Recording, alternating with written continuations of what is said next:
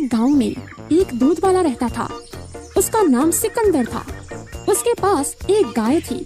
वो रोज सुबह उसे खाने के लिए ताज़ा चारा डालता। गाय बहुत खुश रहती थी।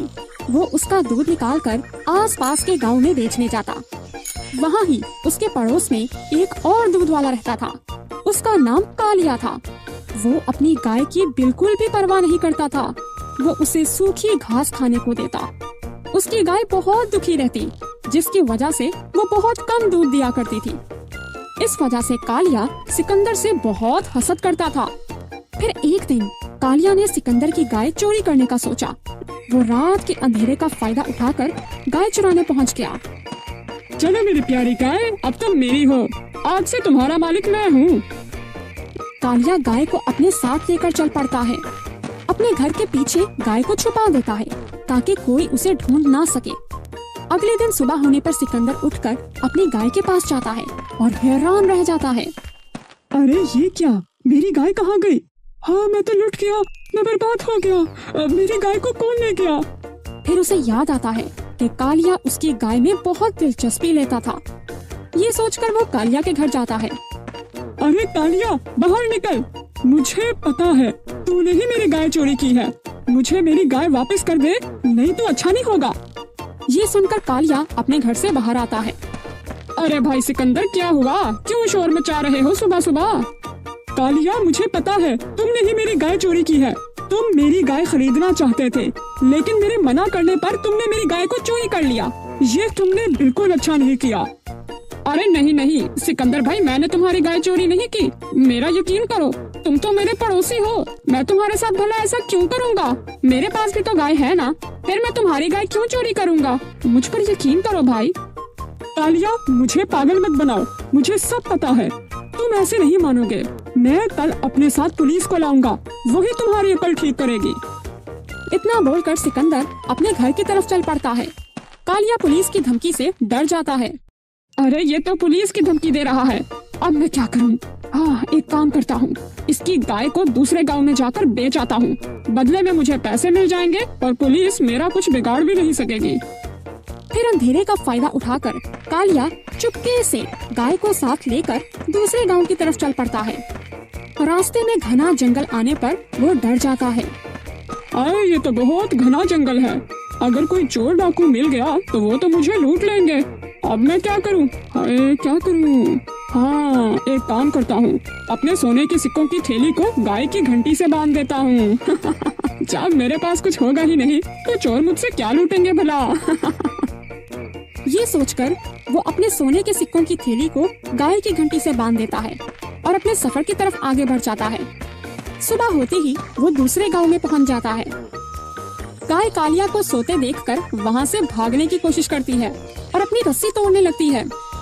रस्सी तोड़ने की कोशिश में उसके गले में बंधी घंटी से सोने के सिक्के गिरने लगते हैं। वहाँ ही पास से एक व्यापारी गुजर रहा होता है। वो ये देखकर हैरान रह जाता है।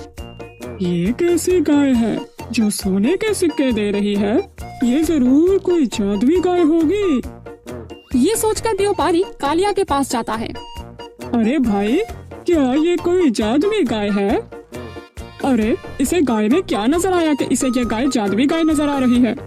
फिर उसकी नजर जमीन पर पड़े सिक्कों पर पड़ती है। भाई, जब भी तुम्हारी गाय सर हिलाती है तो इसमें से एक सोने का सिक्का क्यों गिरता है? अरे भाई, ये जादुई गाय है, जब भी हिलती है तो सोने के सिक्के उगलती है। तो क्या तुम इसे खरीदना पसंद करोगे? जरूर। तुम इसको कितने में बेचोगे? भाई 100 सोने के सिक्के देने पड़ेंगे। अरे भाई, 100 आने के सिक्के तो ज्यादा हैं, कुछ कम कर दो। नहीं भाई, 100 सिक्कों से कम नहीं दूंगा। ये तो जादुई गाय है, इतने तो सोने के सिक्के तुम्हें गाय 1 महीने में ही दे देगी। व्यापारी कालिया की बातों में आ जाता है और गाय खरीद लेता है। फिर कालिया व्यापारी से सोने के सिक्कों से भरी थैली लेकर वहाँ से चल पड़ता है। अरे जादुई गाय, मुझे सोने का एक सिक्का तो दे। गाय कोई सिक्का नहीं देती। कुछ देर पहले तो तू सोने के सिक्के दे रही थी, लेकिन अब तुम्हें क्या हो गया है? व्यापारी समझ जाता है कि वो लुट चुका है और कहता है, अरे मैं तो लुट गया, वो आदमी मुझे धोखा दे गया। फिर व्यापारी कालिया के पीछे भागता है। अरे भाई सुनो, भाई रुको, अपनी जादुई गाय को वापस ले लो, मुझे नहीं चाहिए। कालिया व्यापारी की आवाज सुनता है और डर के मारे जोर जोर से भागने लगता है। अरे मैं कोई पागल हूँ जो तुम्हारे बोलने पर रुकूंगा। लेकिन थोड़ा दूर जाने पर कालिया पत्थर से टकराकर नीचे गिर जाता है। सारे सिक्के जमीन पर फैल जाते हैं। इतने में वो व्यापारी भी वहाँ पहुँच जाता है। पागल इंसान, तुमने मुझसे झूठ बोलकर वो जादुई गाय मुझे दे दी है। भाई रुको रुको रुको, अगर तुम्हें वो गाय जादुई गाय लगी तो इसमें मेरी क्या गलती है? लो तुम अपने सारे सिक्के ले लो, लेकिन बस मुझे छोड़ दो, मुझे माफ कर दो। आज के बाद मैं किसी के साथ धोखा नहीं करूँगा।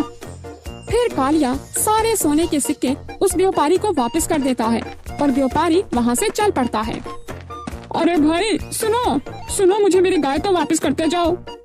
मुझे नहीं पता तुम्हारी गाय कहाँ है, मैं तो उसे वहाँ ही छोड़कर तुम्हारे पीछे भाग आया था।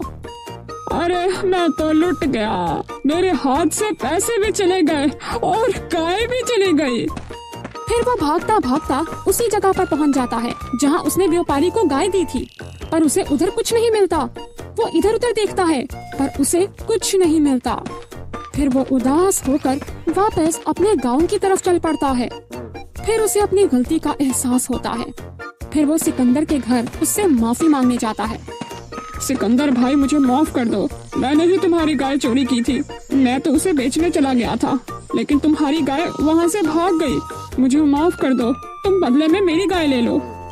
कोई बात नहीं कालिया, तुम्हें तुम्हारी गलती का एहसास हो गया, यही मेरे लिए काफी है। और वैसे भी तुम्हें यह जानकर खुशी होगी कि मेरी गाय थोड़ी देर पहले खुद ही वापस आ गई थी। अरे वाह, ये तो बहुत अच्छा हुआ, वरना मैं अपने आप को कभी माफ नहीं कर पाता। तो बच्चों, इस कहानी से हमें ये सबक मिलता है कि हमें कभी किसी की मालो दौलत पर नजर नहीं रखनी चाहिए, बल्कि खुद मेहनत करनी चाहिए ताकि हम भी कामयाब आदमी बन जाएं। तो आप भी हमसे वादा करें कि हमेशा मेहनत से काम करेंगे और किसी को धोखा नहीं देंगे। उम्मीद करते हैं कि आपको हमारी ये कहानी भी बहुत पसंद आई होगी। हमारे चैनल को जरूर सब्सक्राइब करें और घंटी के आइकन को जरूर दबा दें ताकि हमारी आइंदा आने वाली वीडियो आपको टाइम पर मिलती रहे। शुक्रिया।